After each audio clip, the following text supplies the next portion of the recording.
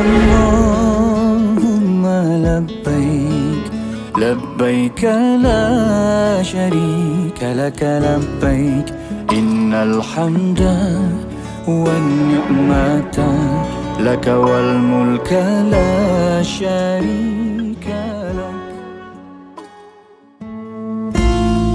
Di sinilah segalanya bermula dan di sinilah ia disempurnakan. Inilah tawaf ifadah, detik suci yang menandakan pengakhiran ibadah haji.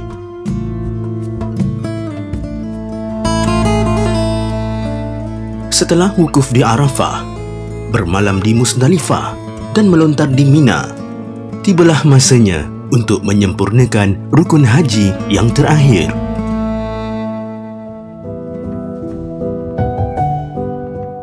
Inilah pusingan pengampunan, pusingan pengharapan, dan pusingan penyatuan cinta antara hamba dan pencipta.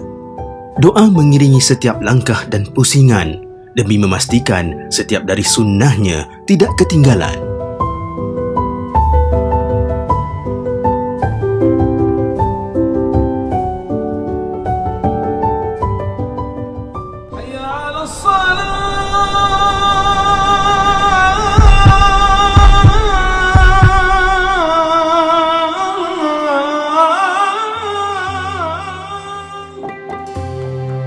Selesai tawaf, diteruskan dengan sa'i, berulang alik dari Safa ke Marwah sebanyak 7 kali.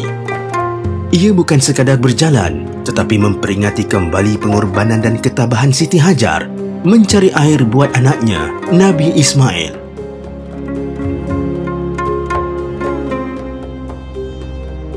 Kini, rukun telah lengkap, haji telah sempurna. Jelas terpancar perasaan gembira dan titisan air mata kegembiraan kerana telah selesai ibadah haji mereka. Allah, berikanlah kami dengan kami dapat melaksanakan haji ini, ya Allah. Merasakan kemanisan ibadah kepada-Mu. Moga diangkat dan diterima segala amal ini. Ya Allah, kurniakanlah kami haji yang mabrur. Andai bisa ku mengulang waktu hilang dan terbuang, andai bisa perbaiki segala yang terjadi, tapi waktu tak berhenti, tapi